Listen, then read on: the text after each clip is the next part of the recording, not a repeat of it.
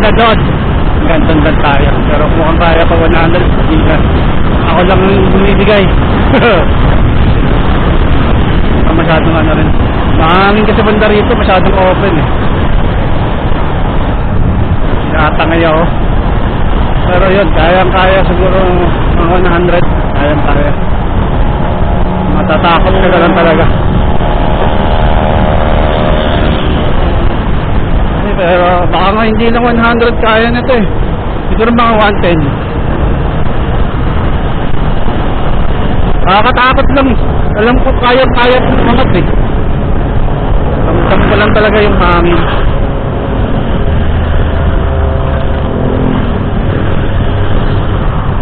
Yeah. Someday. It's great.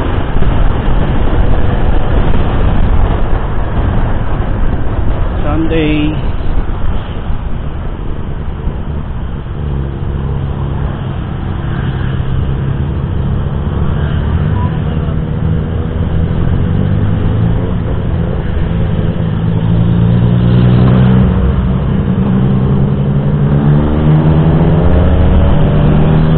Tapos na lahat ng bayarin ko.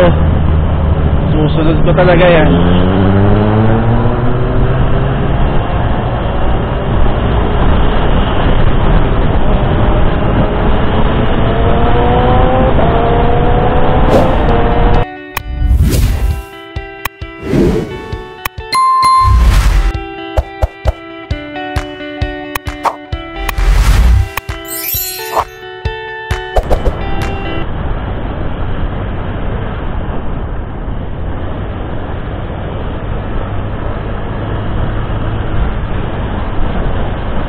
Yun nga guys, gamit natin ngayon si Crucis Sparkle 150i. So bigay tayo ng mga bagay na mga rason na kung bakit ito yung pinili natin or napili natin na motor na gamitin. Una sa lahat, yung presyo niya. So napakamura niya, magdadaan ko lang ng 5,000, and then tawag ito pag updated ka nasa 2,925 kung di lang kakamali. Bali almost ano na, sabi natin 3,000, ganun lang siya kababa yung monthly niya. And tapos tawag dito yung mga requirements niya napakadali lang eh, ng mga requirements na need. CI ka lang, tapos madali na, basta meron ka na kompletong gamit, ay kompletong dokumento, ayun na. Kasi nga naghahanap talaga ako ng magagamit ko pang pinakarasan ko baga ako mo ito is mga katipid ako sa gasolina. Kasi pag nag-okay ako sa mga kliyente ko, ang gamit ko is yung Suzuki na APB, which is 1.6. Imagine niyo from sa bahay namin papunta sa kliyente, siguro nag-range ako ng mga more or less 600 to 800 depende sa layo ha. So kung ito yung gamit ko, magmumotor ako, yung basta mga 200 plus ko, mga ilang oklar na yan eh. Ilang balikan ko na yun sa kliyente eh. Ilang kliyente na yung mapupuntahan ko dun. Tapos yun nga din, matipid siya eh. Compare mo dun sa dati kong Rusi na kalimutan ko yung pangalan nun. Ano nga ba yun? Basta yung carb type.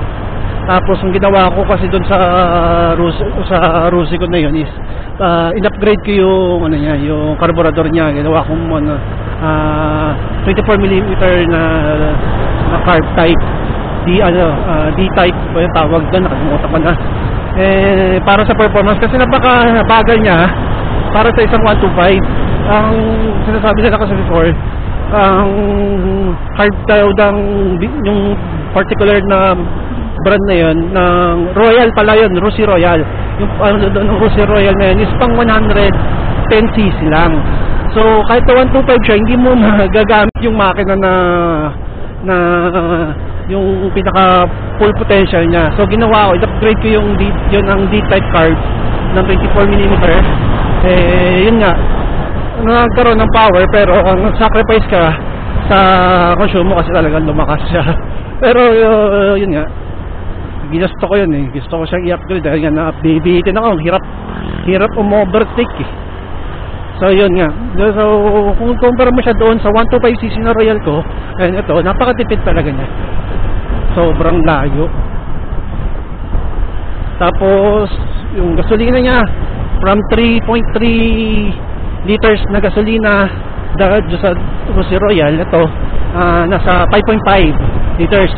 And kasi minsan pag bumiyahe ako dati pag Nueva Ecija yung Rossi Royal, nakailang gasolina ako. Siyempre kasi nga malakas na siya, tapos maliit pa yung fuel tank niya.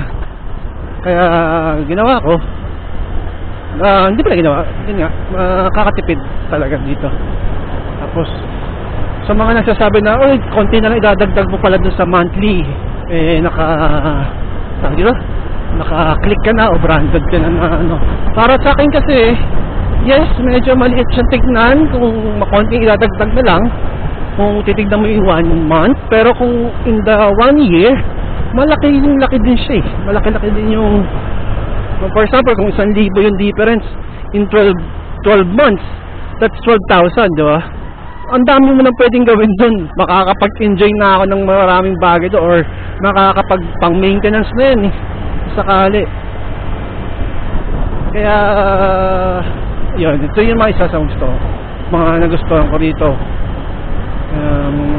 Ayun nga pala, si Rusi kasi is FI na siya, and ang isa sa pinakabagay na nagustuhan ko is yung liquid cooled. Kumbaga hindi na ako masyadong kinakabahan na kailangan after 2 hours 3 hours na ride is, or pinapahinga ko yung motor kasi nga baka alam mo na mag-overheat. Dito hindi ko na issue yun. Kumbaga titignan ko lang yung gauge. Well, kapag tumaas na ko yan, may problema yung motor mo yun lang naman yun lang naman yung pinaka mo doon pagka tumaas yung gauge mo ng temperature niya pala. Ano ba mga nagustuhan ko rito? Yun, meron na rin siyang yung idling na pag nasa traffic ka, nag-stop ka for ilang minutes, biglang mag-turn off yung makina mo, and then gagasolinahan mo lang, and then mag-on na uli. Although hindi ko siya masyadong ginagamit kasi parang sayang sa battery. Tapos nakabukas pa yung headlight mo, kailangan kasi syempre required na yun. So yun nga, hindi siya para sa akin ewan ko sa iba kung talagang ginagamit. Para sa akin hindi ko naman siya masyadong ginagamit. Saka matipid na siya wala pa, kahit na hindi ko na siya i-on, matipid na siya para sa akin. Imagine mo, from 600 to 800 na gasolina sa kotse, sa Suzuki APV. Tapos gagastos ako ng mga, sabihin natin na 250 mga ganung paggasolina sa isang gasolina. Diba, napakalayo. At the same time, pwede pa mga 2 beses akong mag-uwian, mag-ocular. Siguro pa ang layo ng difference niya talaga.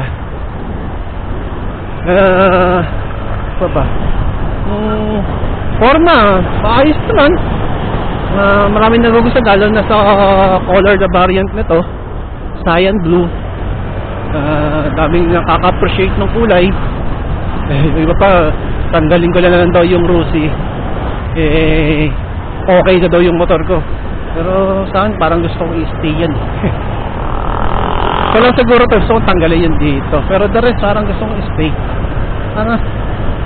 Kung gusto mo ng gano'n na walang nakabara, huwag kang magbili ng Rusi. Kung hindi mo kayang panindigan yung brand na binili mo, huwag mong bilhin. Ganun lang din kasi ito yun.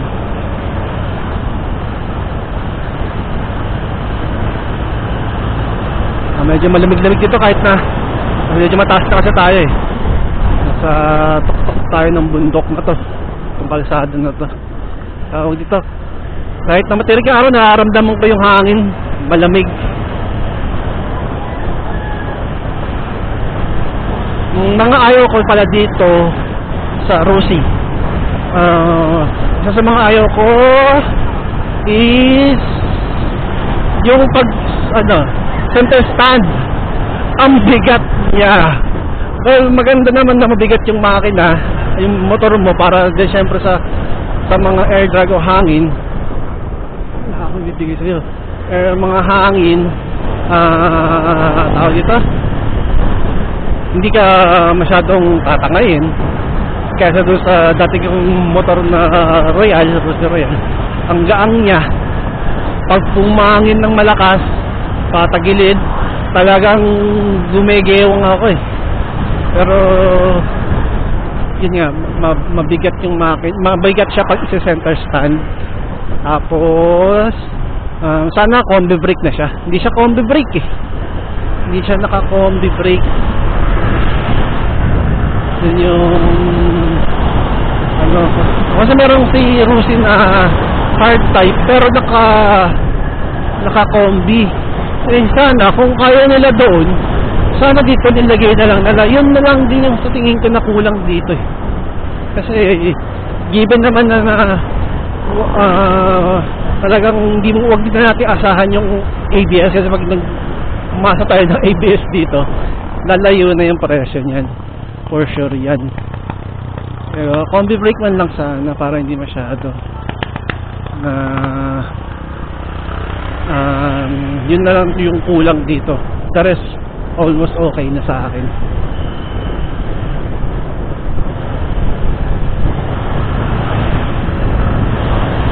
Kaya na nga pala sa hindi talaga ako vlogger.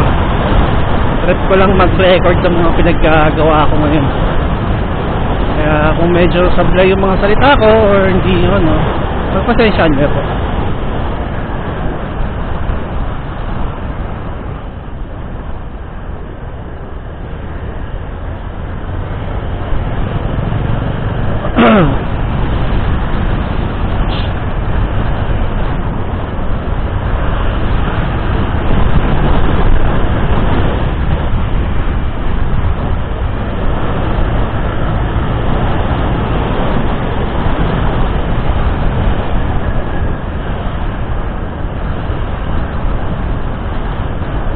Anong oras na ba?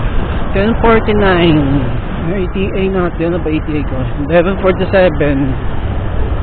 Alam, busog pa ako. Hanap na lang tayo maya-maya ng makakainan at matatambayan saglit. Kasi nang tama ako, Real Quezon. Although malapit lang naman kasi talaga. Hindi ko sure kung basta mga 2 oras lang from bahay. Hindi nyo kagandaan sa bahay namin. Pag gusto mong magdagat, biyahe ka lang ng mga 2 oras, may dagat ka na. Gusto mong mamundok, gusto mong mag-camping, mga 1 oras lang, nasa mga camping site ka na. Diba? Gusto mo naman malamig, punta ka lang ng Infanta, alang Marilaki, diretsuhin mo lang yun. Pagdating mo ng Infanta, Quezon, yun na, parang Baguio na yung dun, Baguio or Tagaytay na yung ambience dun. At the same time, di pa crowded. Lalo ngayon, ang saya. Ewan ko sila, nandun sila sa mga malamang yung mga nagmumotor doon, sila sa Marilaki. Kasi para sa akin, masyado ng crowded din ng Marilaki. Hindi katulad dito, bago tawag dito, bago mag-pandemic, naalala ko pa yung Marilaki. Talagang ang sarap pumunta doon, tapos hindi pa siya na diba? Saan ka pa mamin? Ha?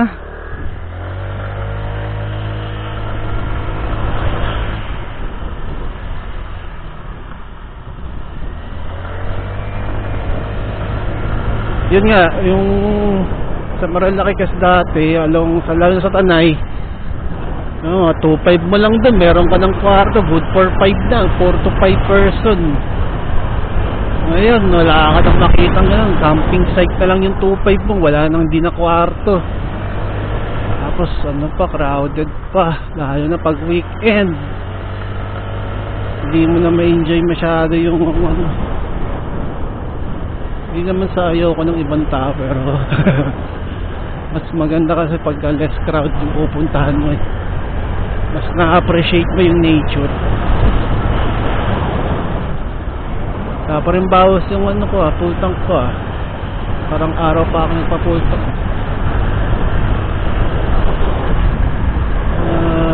Ano na ba tayo? Hindi ko alam kung saan party na to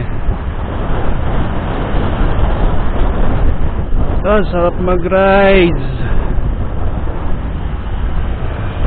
Lalo na pag ganito yung matakbuhan mo, solo mo, para mong inarkila yung sasakyan, yung kalsada, walang kasabay.